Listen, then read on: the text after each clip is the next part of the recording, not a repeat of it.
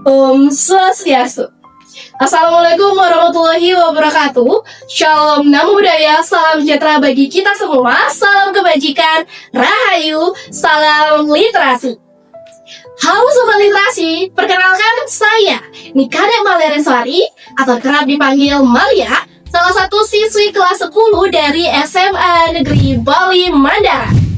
Pada video ini, saya akan menyampaikan hasil resensi buku, di mana buku yang saya pilih pada resensi ini merupakan buku yang membahas salah satu tokoh yang memiliki peranan penting terhadap kemerdekaan di Indonesia.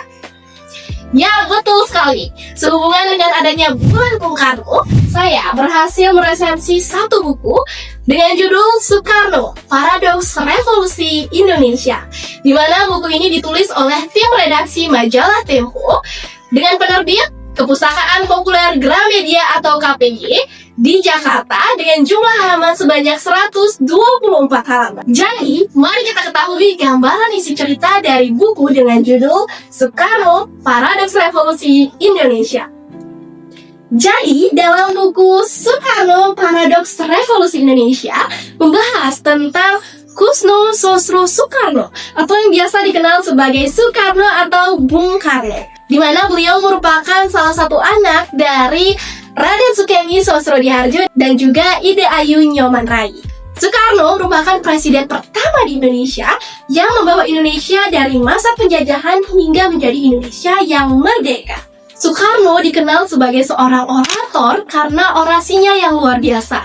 Bahkan beliau disebut sebagai penyambung lidah rakyat karena orasi-orasi beliau yang sangat memukau hati masyarakat. Dalam buku ini juga membahas tentang Soekarno mulai dari akhlak hingga tabiatnya dari berbagai sisi. Tidak hanya itu, meskipun Soekarno dikenal sebagai solidarity maker atau pemersatu bangsa, Soekarno memiliki kelemahan dalam mengatur manajemen pembangunan ekonomi di Indonesia. Di dunia ini tentu terdapat kekurangan dan kelebihan. Kekurangan dalam buku ini yang pertama yaitu pemilihan kosakata yang kompleks membuat pembaca menjadi bingung, dan yang kedua yaitu alur cerita yang mundur membuat pembaca menjadi jenuh dan juga bosan. Untuk melengkapi kekurangan tentu terdapat kelebihan. Yang pertama yaitu terdapat pemancing awal di mana penulis membuat bab awal menjadi berat, padahal bab berikutnya justru lebih menarik dan juga mudah dipahami. Lalu yang kedua, pemilihan kosakata yang kompleks membuat pembaca menjadi menambah wawasan dan menambah penggunaan kosakata dalam kehidupan sehari-hari. Dan yang ketiga yaitu pesan moral yang terkandung dalam buku ini disampaikan melalui sebuah dialog percakapan sehingga pembaca lebih mudah memaknai pesan moral yang terkandung dalam buku ini. Saya merekomendasikan buku yang saya baca dengan judul Soekarno, Paradoks Revolusi Indonesia pada sobat literasi yang memiliki minat besar dalam subjek sejarah dan juga memiliki minat dalam bidang sastra serta politik. Dan selain itu, buku ini juga direkomendasikan kepada para sobat literasi yang ingin menambah suatu kosakata baru yang dapat diterapkan dalam kehidupan sehari-hari. Itu merupakan video hasil resensi dari buku yang telah saya baca, yakni buku dengan judul Soekarno, Paradoks Revolusi Indonesia. Saya harap para sobat literasi memiliki minat dalam membaca buku yang berkaitan dengan Soekarno, karena kita tahu bahwa beliau telah membawakan Indonesia menjadi bangsa yang sangat merdeka.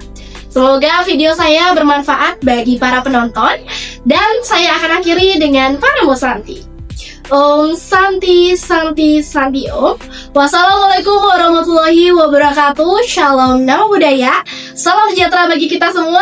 Salam kebajikan, rahayu, salam literasi.